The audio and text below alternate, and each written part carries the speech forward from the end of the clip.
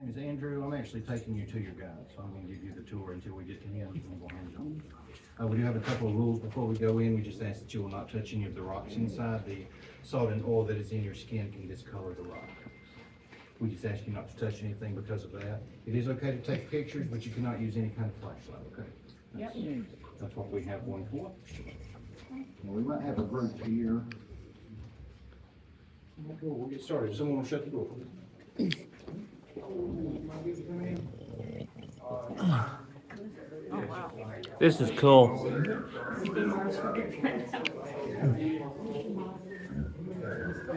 Wow.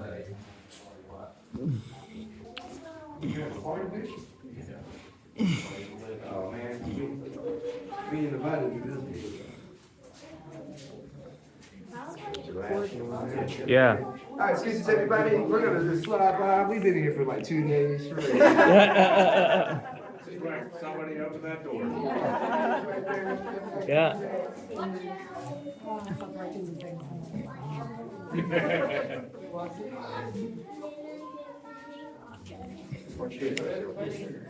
It would take a lot of energy.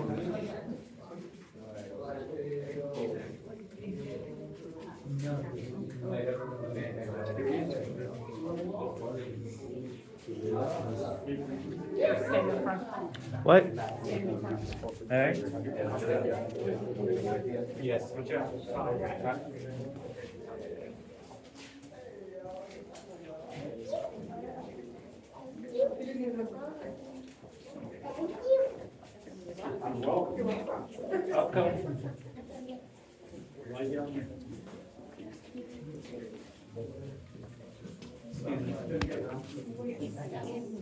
Yeah, so the cave here, it was just accidentally discovered by fishermen, and that was in 1822. They had noticed that fish were swimming in and out of the entrance of the cave, so they just crawled through the hole to see where the fish were going.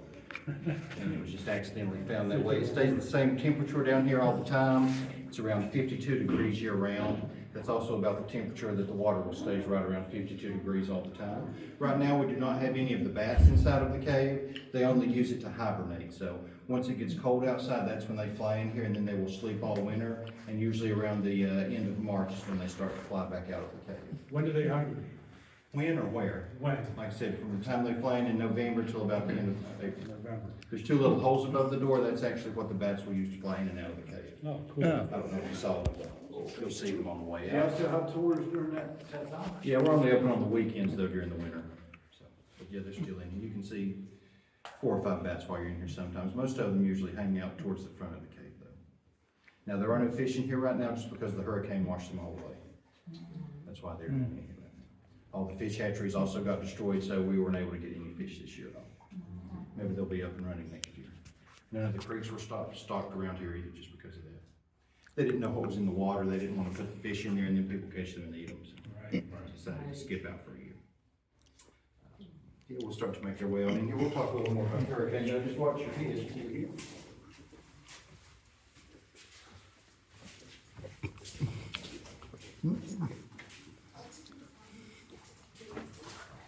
It's cool. Yeah.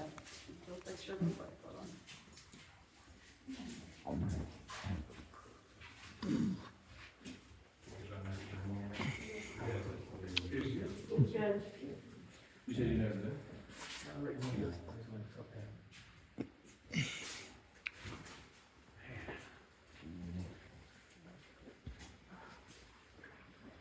Pretty cool.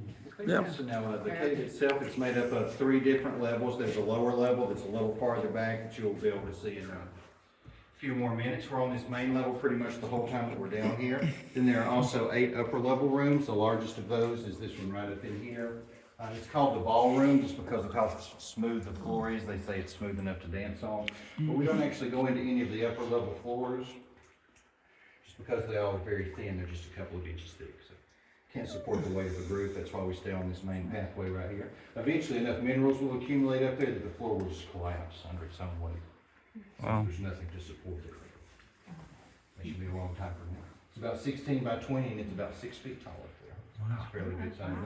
Now, a little imagination helps for a few of the things we have in here. We call this our alligator rock. It just kind of Yeah. Alligator route. Yeah. It's just naturally formed that way, other than the walkway and the walls, everything else in here is pretty much natural. We also like to call it the crocodile. Does look like it. Watch it, Stevie.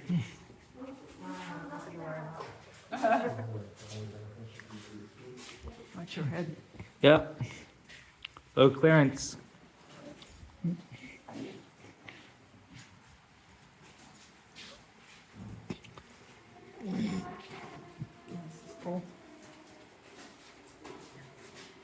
So yeah, as we start to make our way into the cave, you'll begin noticing some of these formations, they have been broken off. And that was from a flood also, but that flood was in 1940, and it pretty much filled the entire cave up with water. Wow. So we're assuming some of the debris that was in the water is what damaged some of the stalactites that we had inside of the cave. Also, as we go throughout, you'll start, well, on some of the rocks, you'll see all these little lines that are on the ceiling, and those little lines, that is just dirt that was left behind by muddy water when it was inside of it. Those little lines are pretty much everywhere.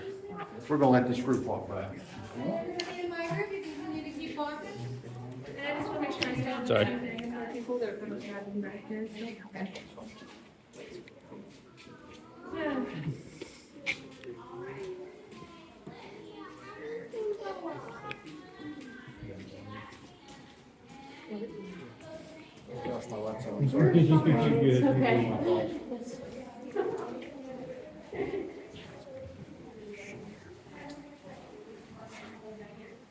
The Hurricane Helene also filled up this entire cave with water, pretty much to the ceiling as far as we know because we weren't here. But the majority of the water came from the stream outside and it busted the door open, flooded the cave that way, left mud on the entire length of the walkway. There were Wow. 20 to 30 feet logs on this walkway. They were logs stuck in the rocks, 10 Wow. to 15 feet in the air. Wow. It didn't damage anything in the cave. It didn't damage any of the electricity somehow. Wow. Good to go, huh? Dried it out, yeah, we had to take the globes off the bulbs, make sure they were all still good. Wow. We're gonna see what happens when we finally got power back. We started flipping the lights on and they all worked but one. Wow. Wow. As far as cleanup, like I said, the water left a lot of mud behind on the walkway, and the only way that we could get it out of here was shovels and wheelbarrows. Wow. We pushed it up that ramp. Wow. Did you have to hose the walls off or anything? We did that also. We came in here after we'd got most of the mud out with a pressure washer. Okay. Andrew, I love you. Pretty good to go. Here's the man who actually knows everything. All right. All I right. don't know anything about their sports teams. Thank you. Thank you. Thanks, Andrew.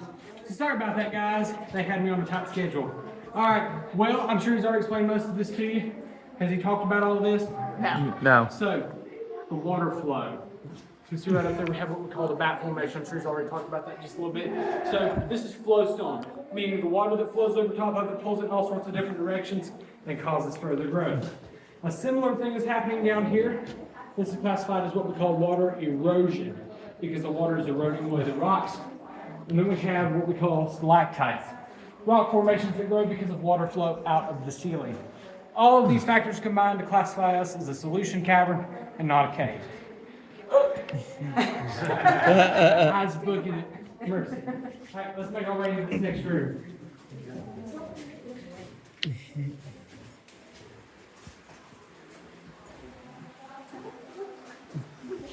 Alrighty, this is what we call the deserter's fireplace. In the heat of the Civil War, between 1860 and 65, 12 soldiers from both sides made their home here in Linville Caverns. They used a cobbler's bench and tools, which we discovered later on, to make and repair shoes for the locals. So they lived in here for about 1.5 to 2 years together, which is kind of surprising considering they came from 2 different ideologies. But, well, nothing did quite ever last forever. You can first see the damage that they did to the caverns as the smoke ended up discoloring the ceiling from its normal shade to the ashy shade of gray it is now. And then above us, you will see the cracks and crevices in the ceiling. All that smoke would have wafted through, and it would have made it appear that Humpback Mountain was on fire. Reasonably so, the local authorities were called. After 2 weeks of searching, they discovered the entrance to Linville Caverns and arrested our soldiers for treason. Rather unfortunate for them, but rather interesting for us, as they were the only documented inhabitants of Linville Caverns. Pretty cool, right? We're gonna make our way into the next room. Awesome. Apologies, guys.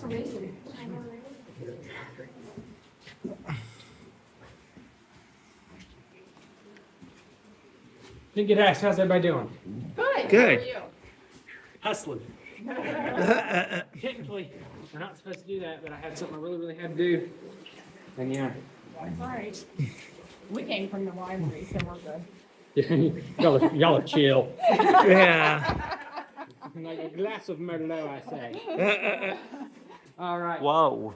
That's Welcome cool. to the Oh, wow. cathedral room. This is the tallest room here at Linville Caverns at 23 feet from floor to ceiling. But I like to think it gets the name because of the beautiful chandeliers. These are called stalactites. Once again, these are rock formations that go over the ceiling because of the water flow, normally resulting in a very rough and rigid formation. Although these, well, not so much. You can see these ones right here.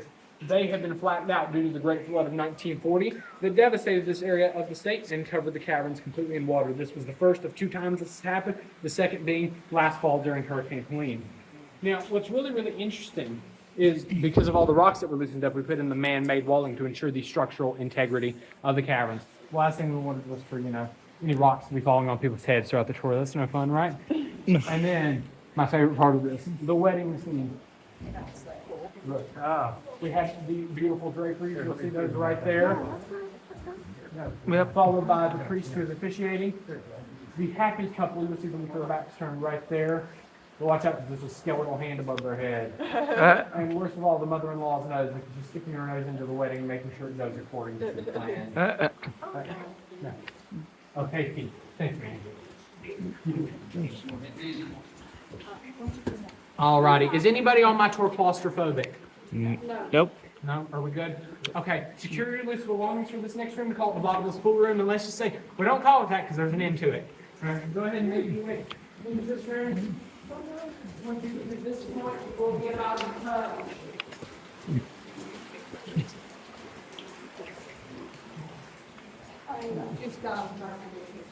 Oh, wow. Watch your head.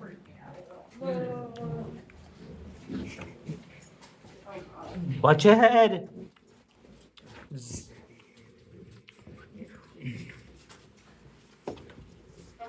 That's my assistant manager. I'm just glad you tell my manager Yeah, she quit.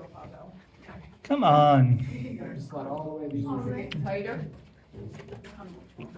Come on, Sue. Sorry, you can Go a little higher. No,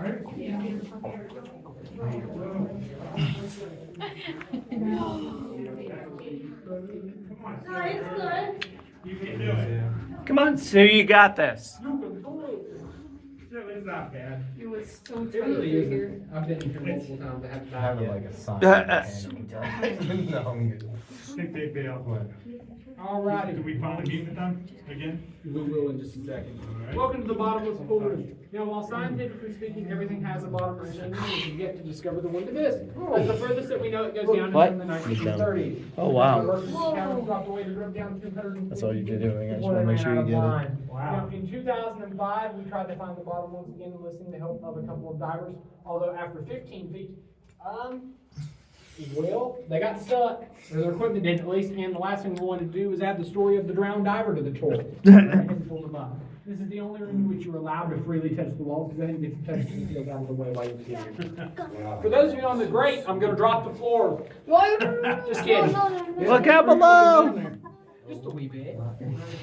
Now, I'll tell you a fun story. Y'all are the last one that I have today, so I'll tell you some fun stories, right? Alright. We had a gentleman bring his girlfriend and her entire family in here years ago. This is told me by a former tour guide. They met here 3 years prior, so they asked for the specific tour guide they had met on his tour, right? They get in this room, and he proposes to her. Real sweet, right? Oh. Does he drop the ring? No. She says no in front of everybody. Oh, wow. Oh. Yeah. Where did the wife say the proposals for the end of the tour? All right, we're gonna make our way back from whence we came. Alright.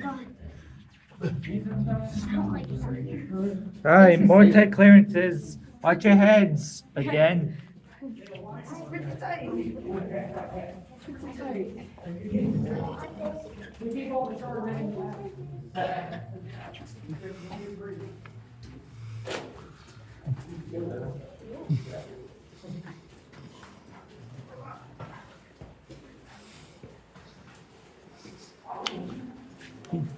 Ow. Good? Yep, I'm good. Just my shoulder. That was only my shoulder. I'm good. I got it.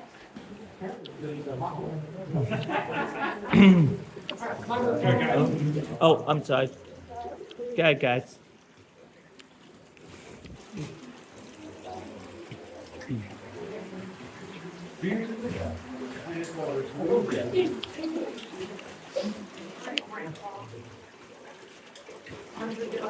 Alrighty, folks. If you look right here, you're looking what we call carnelian. This is a semi-precious translucent gemstone, meaning when I put the light up to it, this is the Oh, wow, difference that's between iron cool. and oxygen mix. It becomes what's known as iron oxide, and it gives off the beautiful glow to this carnelian. Due to the fact we have this one and only vein, not only are we privately owned, but we're also federally protected, meaning nobody named Happy, Fleeky, or Grumpy can come through here saying hi-ho and harvest resources. We also have shady dolomite over here. This is a sedimentary rock from the three tops, as well as metamorphic and igneous. And fun fact, 85% of the Appalachians are made of sedimentary rock. Pretty cool, right? All right, we're gonna make our way into this mixture and look at what the next following is.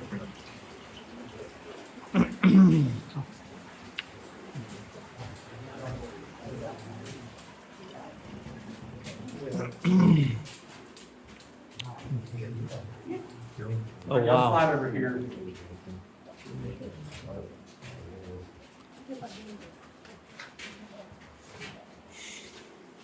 First to have the cave key, can't lose that. You know, I talk about it, use your way to get fired. All right, anybody hungry? Yes. Yeah. All right, welcome to the meat market. First things first, we have this country ham that's wedged in between these two rocks. Not a fan, perhaps you would like some brisket, Oh, my God. some pickled pig ears, perhaps. How about a hanging fish? You can see its tail. Oh. If you don't like any of that, do you know what you get? A chicken liver. Oh, Anybody that only eats that, see me Still out the hungry? house. yeah.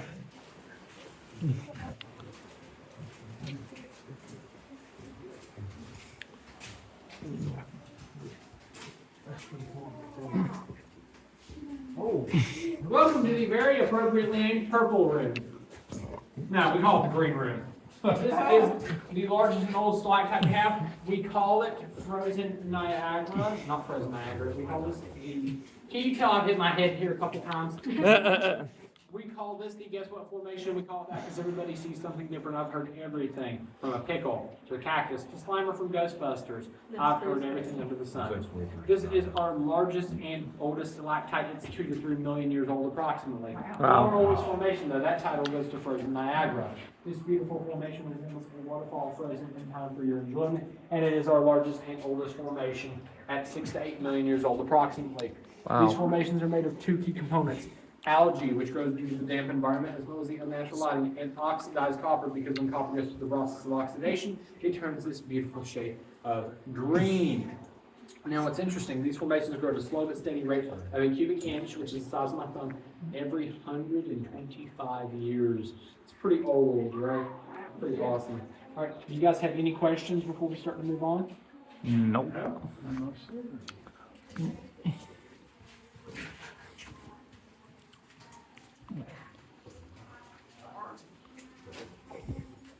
That's crazy. If you break it, you buy it. That's for sure. And a lot more, probably. Yeah.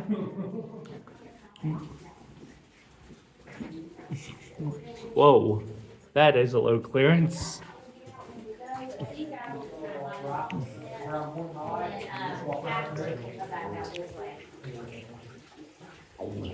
How are you guys doing today?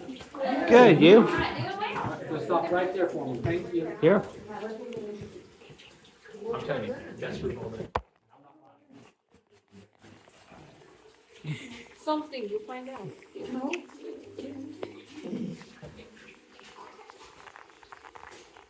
Is that everybody? All righty. People there. So we're gonna join up with this group over here for a demonstration of what we call total darkness. Our tour guide Rachel's gonna take over. Please give her your attention and respect. Is anybody afraid of the dark, like really, really afraid? Nope. Okay, making sure. Right. All right, so Aiden's group, if you guys want to, you're welcome to lean over against that concrete wall, especially if you're on the stairs. That way you're not gonna fall, slip or anything. The lights are gonna be completely out, so it's very important not to move around. And if you have any electronic devices, a camera or cell phone, so that we have the full effect, we're just gonna ask you to cover that up. And if you're afraid of the dark, just close your eyes and you won't miss out on too much. Before it goes completely dark though, we're going to break it down to this.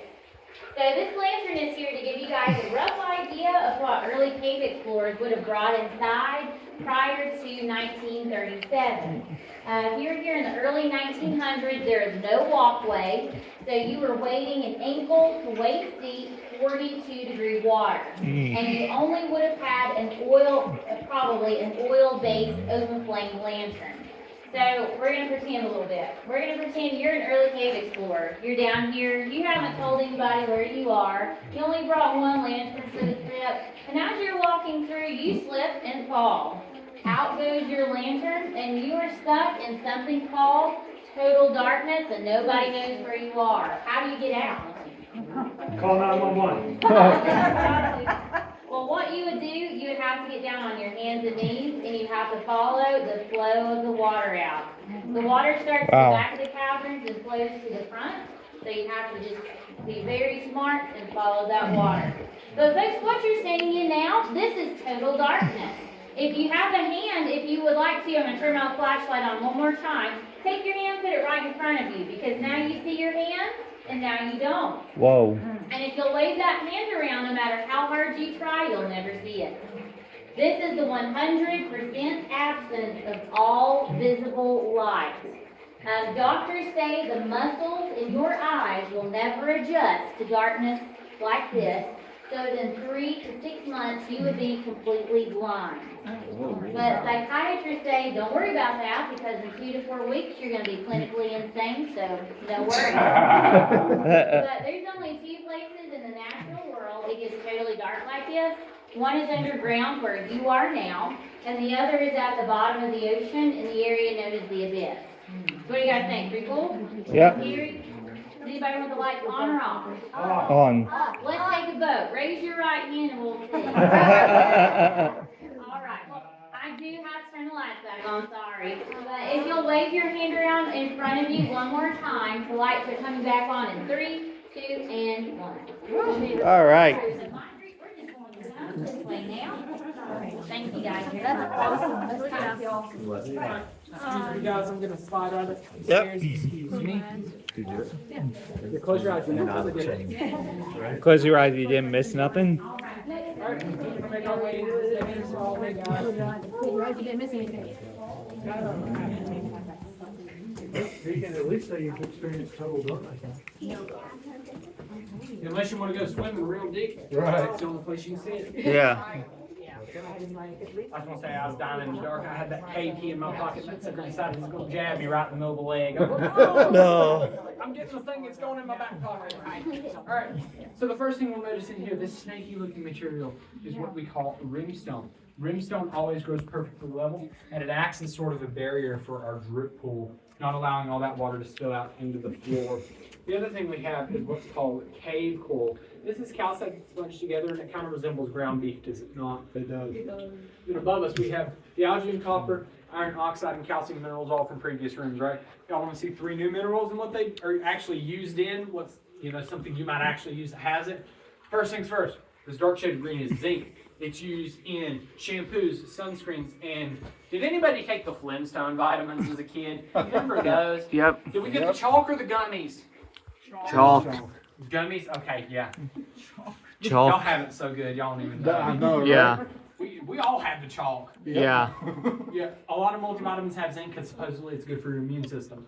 Over here we have cobalt, the only such strain we possess. It's a key component in lithium batteries, so normally it would power my flashlight. I'm not going to tell the story, but let's just say I dropped a $70 flashlight in the water in here. Oh. Shouldn't have bought a $70 flashlight in the first place. Yeah. All right, this is dark shade. This is very gray, goopy looking brain-like stuff. This is manganese. Any chemistry people in? Anybody really like chemistry? Manganese burns, doesn't it? Ah, yes. Manganese is a key component in alloy rims and fireworks because it's in gunpowder. That's where you get manganese from. Now, we've already talked about the stalagmite and the stalactite and how they grow. I will preface this once again, though, the stalactite grows because the water flows out of the ceiling, and the stalagmite grows because of the buildup of minerals that flow off of the ceiling. When these two come together, they form what's known as a naturally occurring column. And when these two come together, they will start to crack because of how much pressure is being exerted. It's pretty cool. Eventually, this will crack, but probably not in our lifetime. Whoa. Watch your heads. And there's things. Yeah, there's believe me, I'll sit down with you now.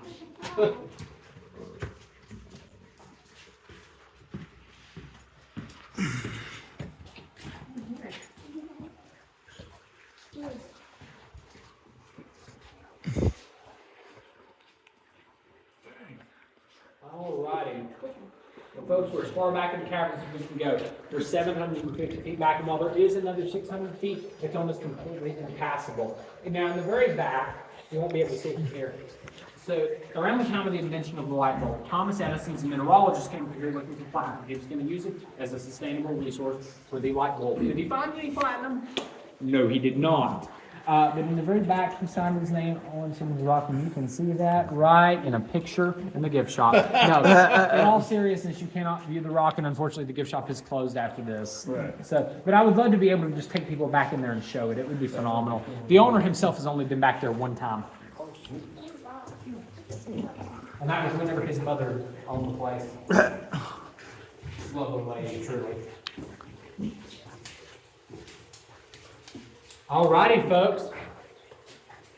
From where we currently stand, we're 2,500 feet below the peak of Humpback Mountain, or roughly half a mile. Congratulations, guys. We made it. Well done. All right, any questions as we're walking back? Nope. All right. If not, we can sort of make our way back from whence we came. Yeah, with the last group, that'll be fine.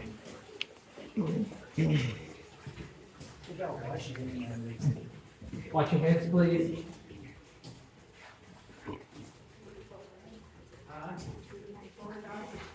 All right, so that circle above your head